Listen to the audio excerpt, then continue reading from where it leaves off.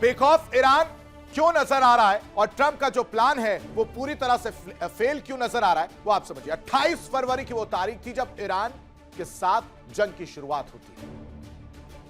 America और Israel ने मिलकर ईरान पर हमला किया। इसका अंदाजा था कि वो हमला करेंगे और इंतजार किया जा रहा था। अमेरिका ने अचानक से हमला किया और 28 फरवरी की वो तारीख जब हमला किया गया, ईरान का यूएस F-35 फाइटर जेट पर अटैक भी उस दौरान देखने को मिला। इसलिए ईरान बेखौफ है। अमेरिकी F-15 तक को ईरान ने बड़ी आसानी से मार गिराया। इसलिए ईरान बेखौफ है। ईरान का अपनी सरहद से 4000 किलोमीटर दूर वार जो है वो हिंद महासागर के डिएगो गार्सिया पर देखने को मिला था और इसी वजह से दर्शकों हम कह रहे हैं कि ईरान बेखौफ है। यूएस बेस पर बैलिस्टिक मिसाइल से हमला किया गया था और एक मैसेज देने की कोशिश की गई थी कि आपने, यानी अमेरिका, ट्रंप, आपने ईरान को बहुत छोटा और कम आंका। और जब 4000 किलोमीटर की रेंज पार करके डिएगो गार्सिया पर अटैक किया गया ना, तो मैसेज क्लियर एंड कट था कि आप अभी गफलत में हैं, नींद से जागिए। 2000 से ज्यादा की रेंज वाली मिसाइलें हमारे पास हैं, तो हमें हल्के में मत लीजिए। इसके अलावा ईरान के एक दूसरे हमले ने तो हर एक को चौंका दिया था दर्शक, क्योंकि किसी ने भी नहीं सोचा था कि ईरान अपनी सरहद से 4000 किलोमीटर दूर हिंद महासागर में डिएगो गार्सिया में मौजूद अमेरिका और ब्रिटेन के ज्वाइंट हवाई अड्डे पर मिसाइल दाग सकता है। मैंने, आपने या अमेरिका ने या इसराइल ने नहीं सोचा था। ये तो सरप्राइज बॉम्ब की तरह निकलकर सामने आया और मिसाइल अटैक किया गया। सबसे मजबूत ज्वाइंट हवाई अड्डा यह माना जाता है दर्शकों। ईरान ने यहां पर 2 मिसाइल दागी, जिसमें से एक इंटरसेप्ट किया गया और एक आसपास गिरा। 2 मिसाइल इस हवाई अड्डे पर भी दागने की बात सामने आई थी, लेकिन ईरान अमेरिका के सामने एक चुनौती की तरह आ गया। हालांकि अमेरिका ने दावा किया कि पहली मिसाइल को उसने हवा में ही मार गिरा, हवा में ही वो खराब हो गई थी। ये अमेरिका भाई साहब कुछ भी कह सकता है। जबकि दूसरी मिसाइल को एक अमेरिकी युद्धपोत ने रोक दिया। यह अमेरिका दावा कर रहा है। लेकिन आप यहां पर समझिए, ईरान के इस हमले से यह पता चलता है कि उसकी बैलिस्टिक मिसाइल कितनी दूर तक मार कर सकती है। 2000 किलोमीटर नहीं, 4000 किलोमीटर की रेंज। और इसी वजह से ईरान ने दुनिया को चौंका दिया।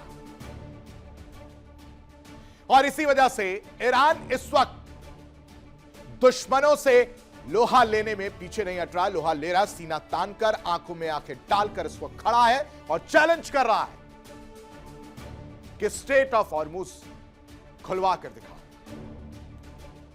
2 चीजों ने दुनिया समेत अमेरिका को चौंकाया है। एक था दुनिया का सबसे अजूबा फाइटर जेट F-35।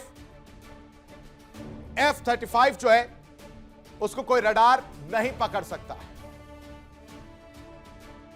जिसे बनाने के लिए अमेरिका ने 30 साल मेहनत की, पसीना बहाया, लेकिन उस मेहनत पर पानी फेर दिया ईरान ने।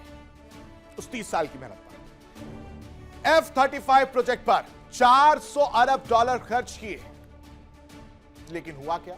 वो $400 अरब जो हैं वो बह गए टुकड़ों में। F-35 दुनिया का सबसे बेशकीमती हथियार माना गया। ईरान ने फाइटर जेट F-35 को बड़ी आसानी से मार गिरा और F-35 को गिराकर दुनिया भर के देशों को चौंकाया है, सरप्राइज किया और उनको बेचैन करने का काम किया है। ट्रंप के हिसाब से ईरान की navy, air force, aircraft, radar leadership और सेकेंड लीडरशिप सब कुछ खत्म हो चुकी थी। यह ट्रंप के हिसाब से था, पता नहीं कौन से हिसाब से होता है। अब ऐसे में जाहिर है कि ईरान से जंग का कोई मतलब ही नहीं था, क्योंकि ईरान जंग लड़ने लायक तो बचा ही नहीं था। पर सवाल यह है कि सब कुछ खत्म हो जाने के बावजूद ईरान जैसे जैसे जंग आगे बढ़ रही थी और ज्यादा ताकत के साथ इजराइल के अलग अलग शहरों और खाड़ी के देशों पर फिर हमले कैसे कर रहा था। और इसी वजह से ट्रंप के दावे की हवा निकल गई और इसी वजह से कहा जा रहा है कि यह ट्रंप का जो दावा है वो हवाबाजी है, क्योंकि ईरान ने अपनी सबसे मजबूत ताकत दिखाई। जंग शुरू होने के करीब 24 घंटे बाद ही ट्रंप साहब बेहद एक्साइटेड होते हुए दावा करते हैं कि ईरान का सब कुछ खत्म हो चुका है।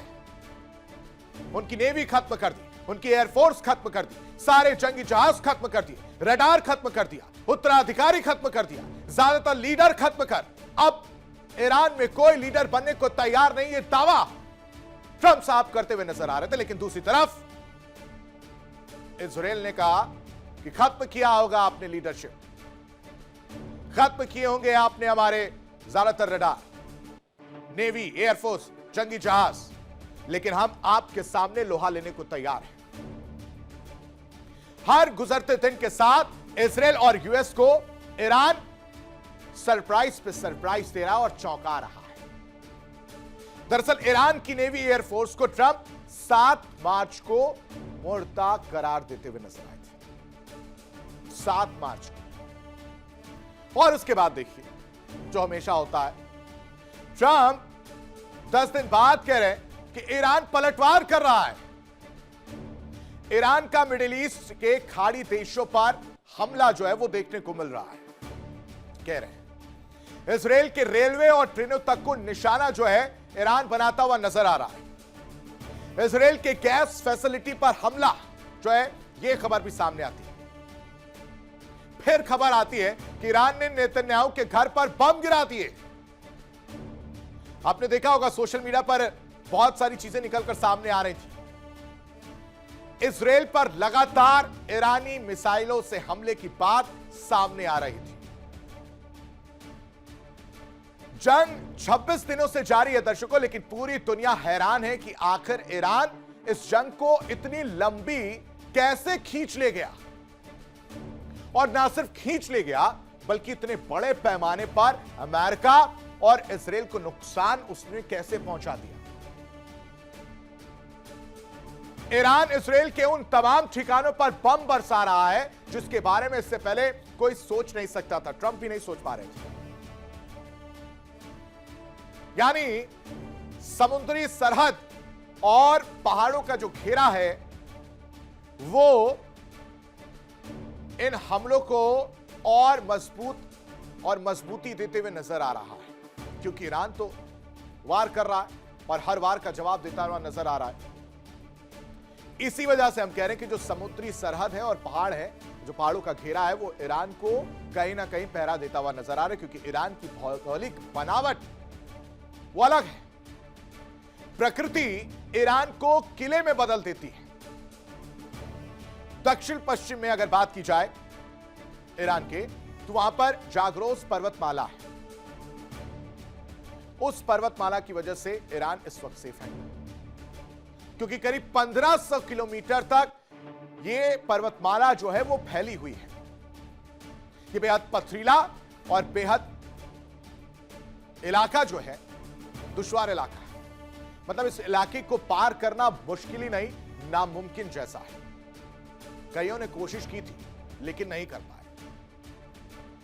और इसी वजह से सदियों से ईरान को यह जो पर्वतमाला है वो दुश्मनों से बचाता रहा है। अब आप आज ईरान के उत्तर की बात करते हैं। ईरान के उत्तर में कैस्पियन सागर के पास अल्बोर्स पर्वतमाला है, जो ईरान को एक्स्ट्रा सुरक्षा प्रदान करती है। यानी पहले से तो था ही, और अब अल्बोर्स पर्वतमाला जो है वो भी एक्स्ट्रा सुरक्षा प्रदान करती हुई नजर आती है। और पहाड़ ईरान का एक तरह से सुरक्षा कवच है, और इस वजह से जमीनी लड़ाई लड़ना ना इजराइल के लिए पॉसिबल है ना अमेरिका के लिए। वो बात अलग है कि अमेरिका और इजराइल इसको लेकर चौंका दे।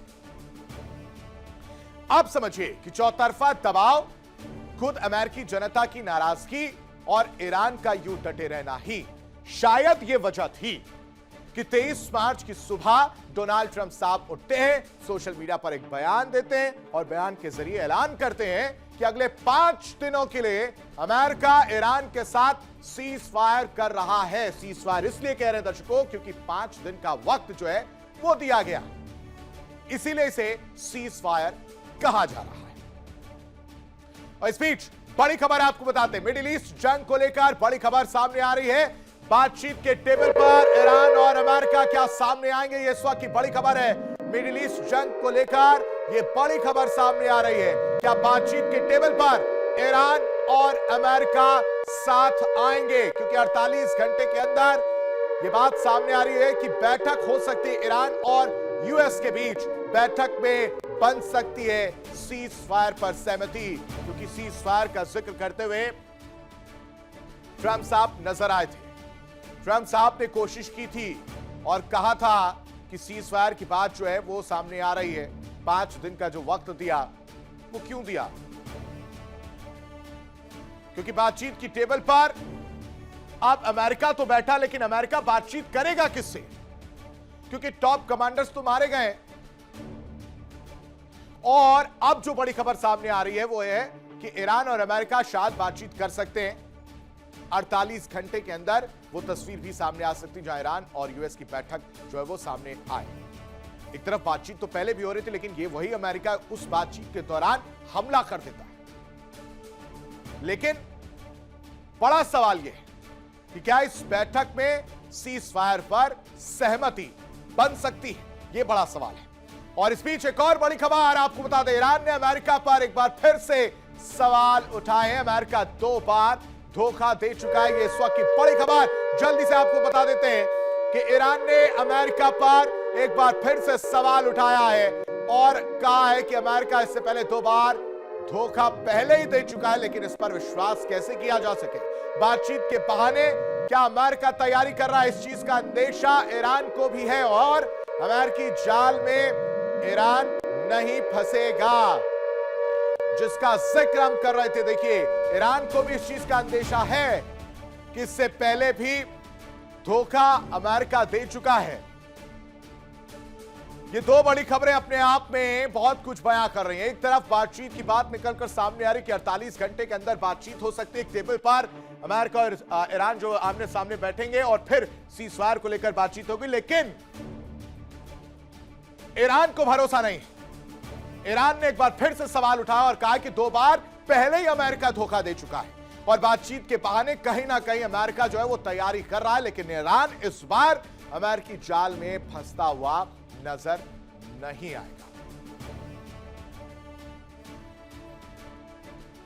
अब बढ़ते आगे, अब आपको बताते कि क्या इस बातचीत के पीछे की कहानी है, कैसे सवालों के घेरे में वो बातचीत और वो मंशा सामने आ रही है, क्यों सवाल ईरान उठाता हुआ नजर आ रहा है? क्योंकि 4500 से ज्यादा सैनिक, F-35 fighter jets, attacking helicopters, tank और लैंडिंग क्राफ्ट के साथ ये फोर्स किसी भी वक्त जमीनी ऑपरेशन शुरू कर सकती है। यानी ये तैयारी है उस 5 दिन के बहाने के पीछे की कहानी है, जिसमें 4500 से ज्यादा सैनिक, F-35 fighter jets, attacking helicopters, tank, ये सारी फोर्स किसी भी वक्त जमीनी ऑपरेशन शुरू कर सकती है। और ये दर्शकों, ये कहानी यहीं खत्म नहीं होती। पहले से ही 2 सुपर पावर एयरक्राफ्ट कैरियर अरब सागर और लाल सागर में तैनात हैं। तो अब ऐसे में सवाल सीधा है, क्या यह सब सिर्फ दबाव बनाने के लिए या फिर ईरान पर सबसे बड़ा हमला होने वाला है? क्योंकि ऐसा नहीं है कि ईरान इससे बेखबर है। बेखबर क्यों नहीं, इससे आपने अंदाजा लगाया होगा जो मैंने आपको बड़ी खबर बताई, जिसमें वो पहले ही कह रहा है कि हमें भरोसा नहीं है, अमेरिका 2 बार पहले ही धोखा दे चुका है और इस 5 दिन के बहाने वो तैयारी कर रहा है जाल में फंसाने की, लेकिन हम जाल में नहीं फंसेंगे। इसीलिए ईरान बेखबर है। लेकिन जिस तरीके से युद्ध में उसने अपना परिचय दिया है, यह कहना गलत नहीं होगा कि ईरान बेहद बेखौफ नजर आ रहा है। क्यों? इस रिपोर्ट में देखिए।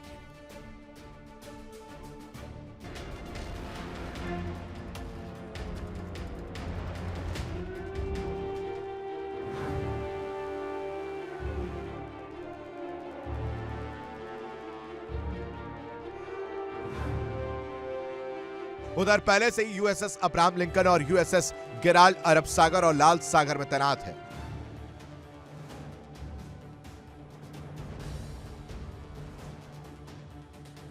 अब इन दोनों एयरक्राफ्ट कैरियर्स के साथ एआरजी की एंट्री ये साफ इशारा कर रही कि अमेरिका सिर्फ दबाव नहीं बना रहा बल्कि ऑप्शन तैयार कर रहा है। एक्सपर्ट्स मान रहे कि खार्क आइलैंड टारगेट हो सकता है। खार्क आइलैंड ईरान की तेल सप्लाई की लाइफलाइन, जिसे उसकी कमजोर नस कहा जाता है।